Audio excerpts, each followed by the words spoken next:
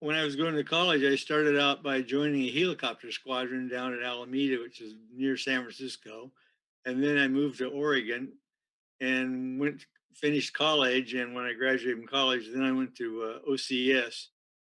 I was Officers Candidate School, and then I was sent to a destroyer, the Robert L. Wilson. And so I was on there for a couple of years in charge of the people that ran the turbines and the boilers and the propellers. So there's four boilers on that ship, and I had to be sure that the about 50 enlisted men that were running the boilers and the gears and the turbines, in other words, were educated enough so that they could perform their duties and take care of the equipment so that ship was ready to move through the water uh, at any given moment. And the boilers had 600 pounds of steam in them, and they're about the size of the average kitchen. There was four of them on the ship, and steam under that much pressure sometimes finds ways of leaking out. So there was a constant kind of maintenance that had to be taking place, and care had to be given to how much steam was allowed out at one time and what direction and things like that.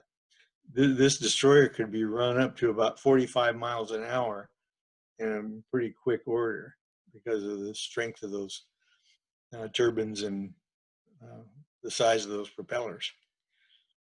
Anyway, so I was on there for a couple of years, and then I was sent to Saigon, Vietnam, and worked at the airport there at Ton Sanut for a year. And that was the extent of my service.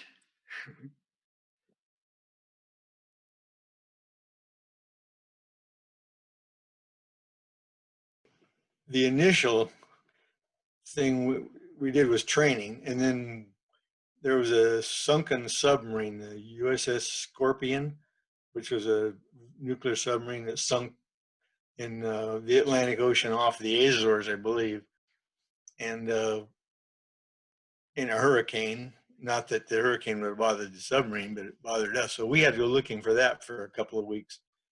In the facing into the hurricane out when we left Norfolk, Virginia, and that was a real rough piece of ocean to go through. Water was able to go over the top of the ship, in other words, and repeatedly for quite a while. So we did that, and then our next our mission was to go down to what's called the Windward Passage, which is between Cuba and Dominican Republic, I believe. And because at that time, a couple of years earlier than that, the Russians had managed to bring some missiles into Cuba. And so the president said we were going to block that. And so we sailed back and forth in this Windward Passage area, the Caribbean there, to make sure that if any Russian ships came with missiles on them, that we would be discouraging that in one way or another.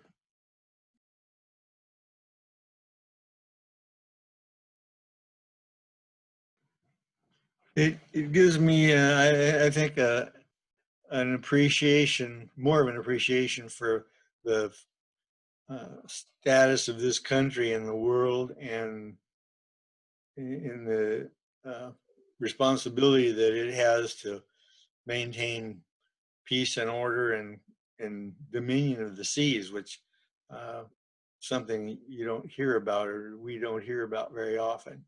And it seemed like a lot of work at the time to try to uphold that notion that we were to maintain. I forget the exact words they used, but it means not to be pushed around on the ocean by somebody else, so to speak.